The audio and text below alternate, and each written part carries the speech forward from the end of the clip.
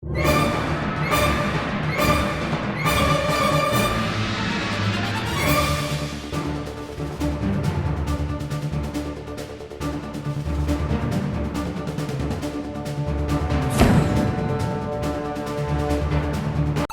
check this place out.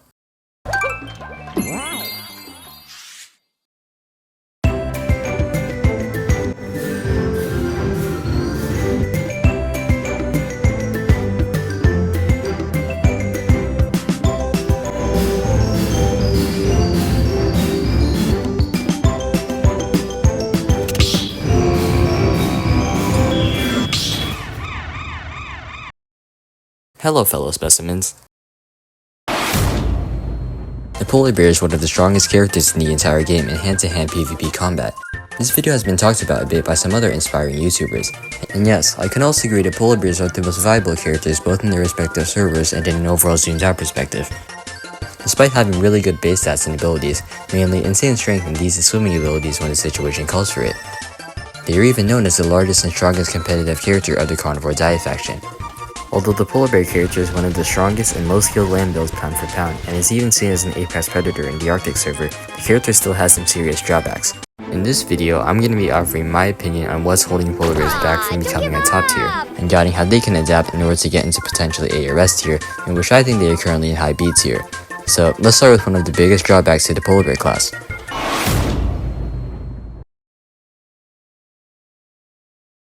Given the current state of the polar bear servers in the Arctic map, they really only have two choices of successfully eliminating another player for a dose of crucial XP. They can either try using sneaking abilities such as swimming underneath the water and chasing an unsuspecting camping seal player, or they can try to engage in direct PvP with a Walrus player. Neither are exactly the most effective strategies. Considering that seals are much faster than polar bears in the aquatic biome compared to the swimming speed that polar bears could go at, which is honestly not that bad for a terrestrial build, but wouldn't stand much of a chance on a chase if the seal player manages to get to the water before the polar bear can make the surprise strike quick. As for the Walrus matchup, I honestly just think that the matchup is far too risky, as being significantly lighter, plus bulky, and to be honest, less powerful than a single Walrus wouldn't leave the polar bear with a good chance of getting that juicy reward of XP. As keep in mind, walruses play together in a protected party, ranging from a couple dozen to a few hundred walrus party members in a herd or haul-out. To solve this, you could try to adapt to a more rushed out and speed-oriented build, inspired by those such as lions or wolves, instead of a stealthy, bulky assassin type build. But we can get more into the specific strategy of combat later on in the tutorial. For now in this section, let's just focus on how we can sustain ourselves with a reliable food source. Of course, without a reliable food source, there aren't any builds that can survive, as it provides both the health regen for a player to survive and the energy to allow characters to use their powerful abilities, where in this case, polar bears are required to consume at least 4.4 pounds or 2 kilograms of fat per day. It's pretty tough to answer this one, however, as normally I would advise the polar bear build to swap from the pure meat-eating carnivore class to the omnivore class, just like all the other bear counterparts. Or well, the successful and valuable ones anyways. That way, the polar bear can also farm their XP effortlessly off of foraging plants around the server, in addition to already being able to gain XP off of meat from other players. However, being a native build of a hardcore Arctic server, that would essentially be a worthless swap, as there are hardly any sources of plants, fruits, or vegetation scattered around the map. In short though, a reliable way polar bears can hunt and sustain themselves with food includes simply adapting to target different prey, primarily being seals and caribou, which we'll get further into on tip 3. Another way to solve this can also be to scavenge the aquatic biomes of the Arctic server, as the loot from the sources of fish and crustacean players located there is significantly more sustainable and renewable than the other players up at land. Just relying on seals and the chance of being a walrus player wouldn't get polar bears past B tier. But they can become significantly more viable if polar bears learn to play around the difficulty of gaining XP from hunting. And one more thing, a possible suggestion for the polar bear players out there could be to take a tactic out of the playbook from the omnivore's counterparts, the brown bears, which are known as spawn camp salmon players for easy fats and proteins to top up their hunger bar. Where, as for polar bears, they can try to grief some beluga and cod means pinched in the icy, shallow water.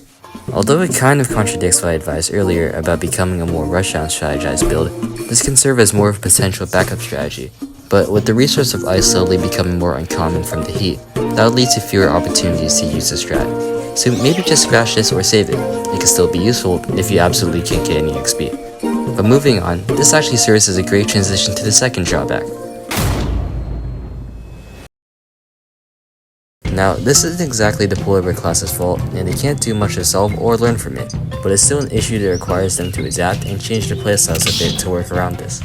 You see, the core game plan of a polar bear player to survive is centered around utilizing their high power and health stats with some stealth abilities in order to ambush prey. They also use elements from the map, such as ice platforms and water, to help them sneak up on other players, in which all of this is for reaching the daily XP limit. They primarily get this XP straight from ambushing the seal player base, the occasional walrus, and throw in a couple birds, cods, and Arctic fox players as secondary resources. Now, of course, being a player of the game, your priority should be to sustain your hunger bar. Pretty straightforward, right? Other apex predators such as crocodiles, lions, tigers, and jaguars are all top tiers, with strategy focused on utilizing the map for stealth to score kills for their XP. So what separates polar bears from the top tier placement? Well, that's due to the resources that the map is made of, which is affected differently than on other servers. Polar bear mains like to camp on icy platforms with surrounding water to hunt seals that get too close, or by using the water to hunt seals that are on the platform itself.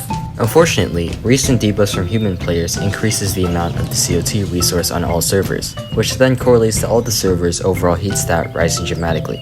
For example, some dry servers may experience the drought map effect, but the Arctic server experiences a melting effect on the entire map that polar bears live on, which although gives them more water to hide in and ambush seals, it also comes with a cost, as it removes the ice platforms in which they camp at to hunt seals. And catching a seal out in the open water as a polar bear isn't impossible, but it's going to further decrease their chances of topping their hunger bar. Think of the situation like if a crocodile player loses all the water in the server. They can't really score kills like how they would like to, and would need to adapt entirely to the terrestrial server. But it doesn't completely hinder their gameplay, as there are definitely still some benefits in these effects. For example, by also using the first tip, since the terrestrial biome is slowly falling apart, that opens up a lot more opportunities to explore and hunt in the aquatic biome, as you'll find a lot more valuable players in terms of XP down there compared to up at land. But being bears, they will still need some land to survive, and if worse comes to worse and the entire map gets wiped out from the overpowering heat stat, you can straight up server hop entirely and migrate to a different server. Objection! Wait, sorry, what was that? Oh, well, forget I suggested that. But the main strategy is to take advantage of the melting map, and to instead target and exploit the aquatic biome of its XP-rich players. But if the entire terrestrial biome falls apart, I'm sorry, but being the largest land predator in the aquatic biome in the server, equipped with massive paws and fur, will be difficult to get a great place on the tier list. For that biome anyways. Now, for the final drawback.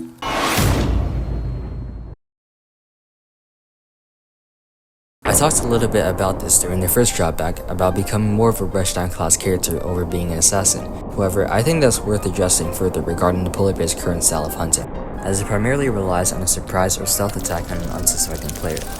Now, there are a few problems that I personally see with this approach.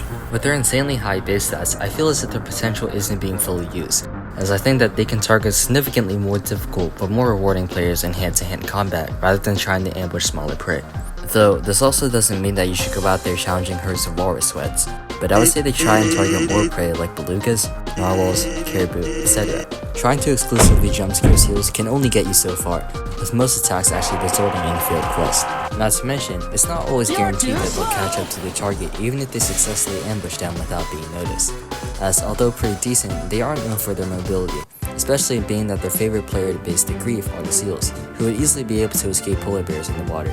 And if the target spots out the polar bear sneaking up on them, that would essentially reveal their entire game plan. So instead of using platforms in the aquatic biome as coverage to pull the strategy off, they should try to learn to hunt even without coverage for ambush strikes. To solve this reliance, I personally think polar bears can try trading their base stat points and spec more into mobility to catch seals, belugas, and caribou, instead of power to take on walruses and stealth to sneak up on other players in general.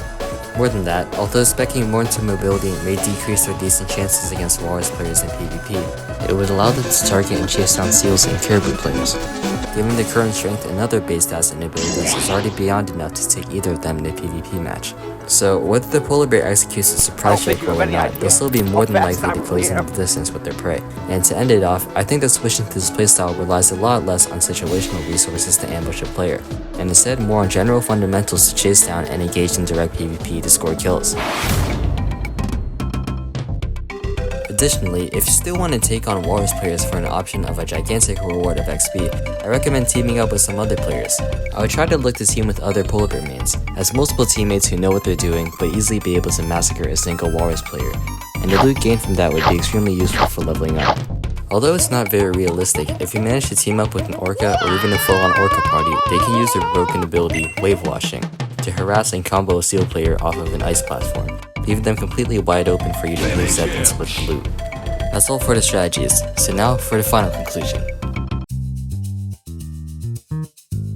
As of today, there are only about 22 to 31,000 players of the polar bear faction left.